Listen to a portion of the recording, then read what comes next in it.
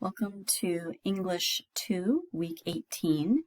We're going to be going over our word roots, lessons 19 and 20 today, and then your easy grammar will be days 91 through 95. So if you don't have those things in front of you, pause the video and go get them because you'll need those to make the most of this video, okay? So we're going to go over lesson 19 roots first. So several of these are repeats. So the first one is biblio, which means book, graph, which means write or written, klept, which means to steal, mania, an intense craving or loss of reason, phile, which means love or loving, and phobe, which means fear of, okay? So word number one, a list of books. That would be a bibliography. Number two, excessive preoccupation with books. That would be the bibliomania. Number three, a lover of books, bibliophile. Number four, dread or hatred of books, bibliophobia. That would be terrible to have. Number five, history and science of books as physical objects. That would be bibliology. Okay. Number six, one who steals books, biblioklept. Number seven, obsession with one object or idea. That would be the monomania. Number eight, a persistent craving to steal. That's kleptomania. And then number nine, an obsessive desire to write. And that would be graphomania. Okay, so those are your words for lesson 19. Hopefully I didn't breeze through those too quickly for you. Those are the words that you will use to complete your sentences. All right, and then on lesson 20, we have the same prefix. Sorry, I didn't go over that before. The same prefix as mono, which means one.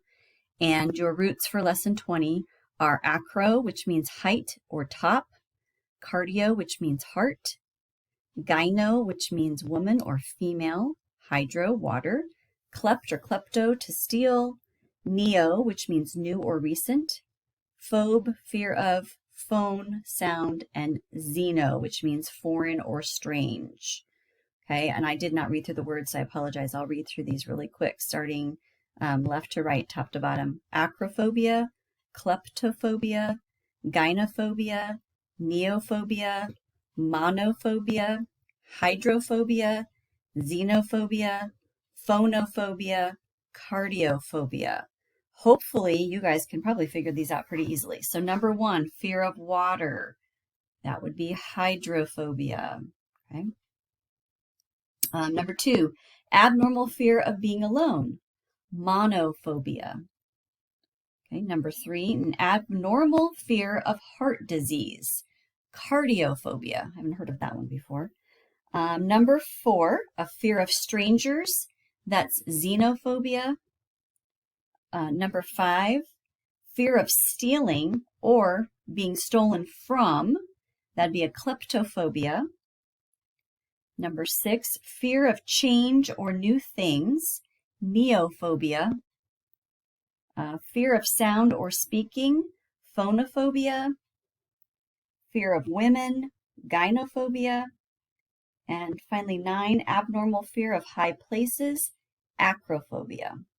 Okay, so as I said, I think most of those were pretty straightforward, self-explanatory, so hopefully you could figure those out even without my help. So those will be your words for lesson 20. Just a heads up, I think we are coming to, so next week we'll cover lessons 21 and 22, and it will be time for another study guide review, for another quiz. So just know that is on the horizon, okay? So let's go through just a few things on the easy grammar, okay? There's not too much that's new or unfamiliar, but I wanted to go over a couple things, okay? So on day 91, go ahead and open to that. Capitalization and punctuation, nothing new. Parts of speech, interjections, we've talked about those, so hopefully you remember what those are and you can give me an example of one. And then moving down to subject, verb, agreement, and conjunctions, okay?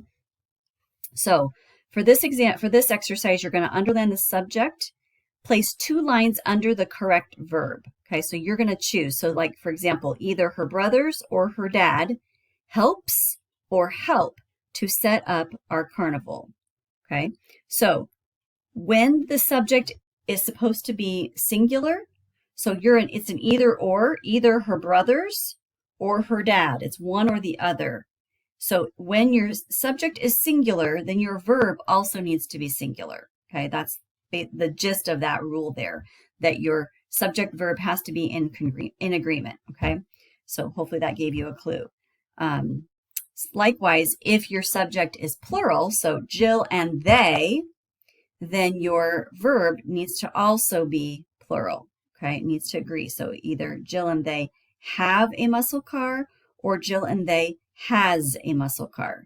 And again, most of the time when you read these out loud, you can probably hear what it's supposed to be. Okay, and then you've got your sentence combining at the bottom. All right, day 92. Again, capitalization, straightforward. You're just capitalizing titles. Punctuation, it's asking you to use parentheses. So remember some of the rules we've used as to when to use parentheses. You've also got a ratio in there, so remember what kind of punctuation you're going to need for that. You've got a conjunction. So pay attention to some of those little details in that sentence. Okay. Section 3, parts of speech, nouns. Okay, so this again is talking about the predicate nominative is the noun that comes after a linking verb, and it means the same thing as the subject. So what they want you to do is underline the subject once. So identify the subject in the sentence. Her least favorite music is classical jazz. And then, so decide what the subject is, underline that once, then underline the verb twice, or verb phrase, and then identify the predicate nominative, and you're going to circle that. Then, to make sure you've got it correct, I want you to write a proof. So remember, we talked about that last week. Writing the proof is basically just rewording the sentence in order to prove that the predicate nominative goes with that particular verb phrase. Okay? All right, next, parts of speech. Pronouns. So you're going to be identifying whether or not these particular pronouns that are bolded, so her in the first sentence, them, us, me, is it a direct object? Okay. Is it an indirect object, or is it an objective pronoun? Okay, so you're going to read the sentence and decide which one it is. All right. Day 93. Again, capitalization. There are lots of things to capitalize in that sentence, but nothing new that we haven't talked about before. Punctuation. Again, just a review. Remember, when you have your dependent clause, if it's at the beginning of a sentence, you need to offset it with a comma. Okay. When it's at the beginning, or most of the time when it's in the middle, or especially when it's at the end of a sentence, does not need a comma, obviously. Okay. All right. Parts of speech, adjectives. Okay. In this one, you're going to, again, decide which is the best adjective phrase to go with. Our 5th roller coaster ride was more thrilling or most thrilling. And there's some rules up here in bold that will help you decide which one to use. Okay. Again, it's going to make a difference whether or not it's most one-syllable adjectives just add "r" for comparative, "est" for superlative.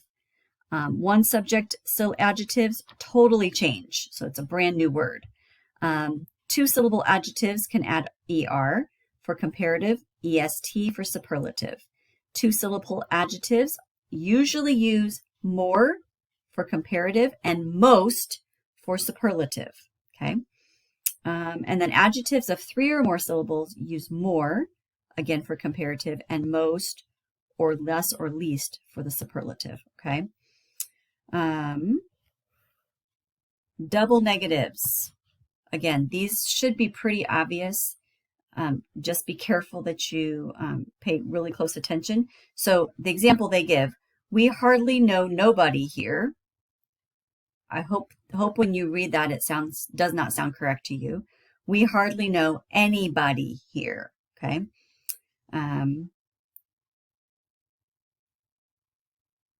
And no in response to a question may be used with a negative word in the same clause. So that example they gave, no, comma, I can't come with you. So you've got no as a negative and can't as a negative, but they're offset with a comma, so you can't, that's acceptable, okay? So you're going to rewrite your sentence there to change the double negative into a negative and a non-negative word. So that cafe doesn't serve no coffee. So that cafe doesn't serve any coffee. Okay, that would be a better way to put that sentence. Okay. Day 94. Again, I apologize if I'm breezing through this too quickly. Go ahead, feel free to pause the video if you need to and work through things and then restart it. So capitalization, again, nothing new, but quite a few words to capitalize, so pay attention to those. Punctuation, write the possessive form and the items owned. Okay, so this one, I wanted to do one with you just to make sure you're clear on what you're supposed to do. So the first one says, a dog belonging to Nico. Okay, so what is owned in that sentence is the dog, right? And Nico is the one who owns it. So Nico would be the possessive form. So Nico's with an apostrophe, Nikko apostrophe S, Nico's dog. Okay, and you're going to do that for each of the other ones. Decide what it is that is the possessive, the object or item being owned, and then decide who owns it and how you're going to add your apostrophe S's, okay? All right, subject, verb, and preposition. So this one should be pretty easy. You're just going to identify the prepositional phrases in each sentence, cross them out, and then once you've done that, underline your subject once and your verb or verb phrase twice. Okay, getting rid of that prepositional phrase should help you easily identify the subject and verb. Okay, and if you forget what prepositional phrases belong with or begin with, pull up your list of prepositions. Okay, that should help you. All right, number 4, parts of speech conjunctions. Let's go over this one together. So hopefully you remember the 3 coordinating conjunctions.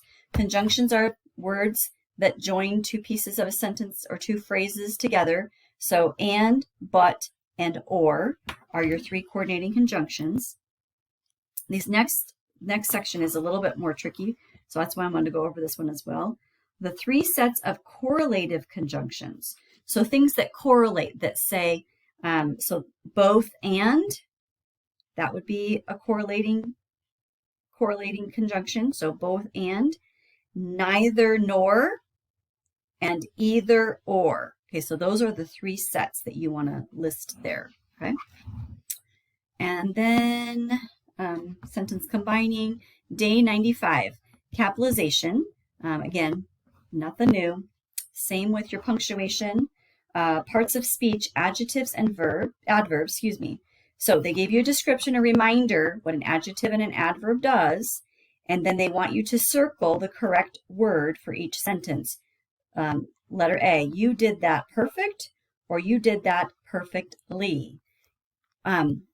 You're describing how you did something. So it would be an adverb, so perfectly. Okay, so do that for each of the sentences there. And then same thing with the next one. You're going to circle the correct pronoun. So you're going to decide in the first one, is it himself or his self? Is it their selves or themselves in the second sentence? And just circle the correct one, okay? And you'll notice there it says their selves and his self are not acceptable English words. So that should give you a clue as to which ones you're going to circle. All right? Okay, so, and then sentence combining. Okay, so your homework, again, days 91 through 95 in your easy grammar, the ones we just went over, lessons 19 through 20 in word roots. There are a couple of you who have missing assignments, so try to get those into me by next week, okay? I don't want you to get too far behind and start losing points for getting stuff turned in late, okay? So I will see you all next week, and I hope you have a great weekend, and you can always email me if you have questions, okay? All right, thanks.